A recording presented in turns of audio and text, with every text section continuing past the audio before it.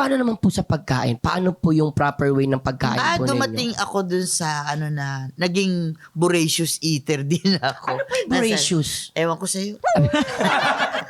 Bahala ka na. Braces ka daw. Magiging gracious na lang po ako. Correct. Ako braces. Bracious naman po ito. Ngayon, dumating din yung panahon Oo. na tumaba ako. Oo, okay. Ang appetite mo, Opo. lumakas. Oo. Ay, naku. Talaga tumaba ako, talaga mataba. Opo. Hanggang bandang huli, tinitignan ko yung salamin. Oh, mukha na akong Oo. ganyan. Ay, ka muna. Pray ako. Kasi, dumadating sa atin yung mga ganyan. May mga pagsubok tayo. Pag hindi mo na kaya, hanggang sa nag-iiba ka na. And then, you think na, teka muna, may mali eh. Physical or mentally? Oo. Hindi mo kakayanin na magdidieta, titiisin ko tong taong ito, hindi ko to pakikiharapan, naiinis na ako dito. Nagiging problem na, even weight. Oo. So Actually. that's the time to stop and pray. Lord, help me. Mm-mm. Kasi hindi na makontrol ng tao. Kasi meron tayo inside na hindi natin nakokontrol. Like eating. Hindi mo na makontrol. Sarap lahat. Tapos hirap na hirap ako. Paano ako mag-dieta? Matakaw, ganun.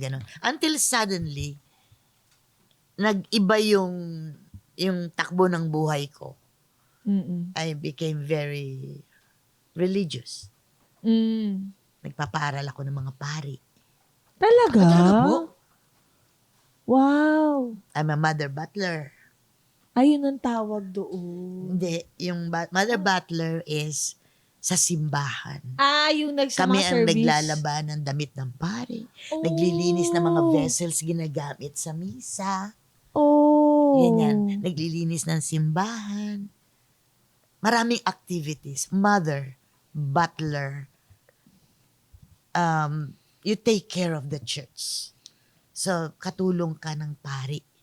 Hindi naman katulong na, uy, walisin mo to. Yeah. Hindi. Pero ginagawa namin yun. Automatic yun sa amin. Opo. Nang hindi inuutos. At ito ginagawa mo because you love Serve. Jesus. Yes. Mm-mm. You're serving. So, it's easy for you to do all these things sa church. Opo. Mm-mm. So, Hindi siya, effortless siya. Effortless. you Magiging do it for effortless love. siya. May love. Ganon. Kaya ang nangyayari, titingnan mo yung mga nagsiserve. They don't look old. Always naka-smile. Yes po. Kahit po problemado po tayo. Kahit problemado. Wow. So yun po ang blessing. Problem is a part of So pwede life. po siyang i-count as a blessing. Kasi nakakangiti It ka pa is. din.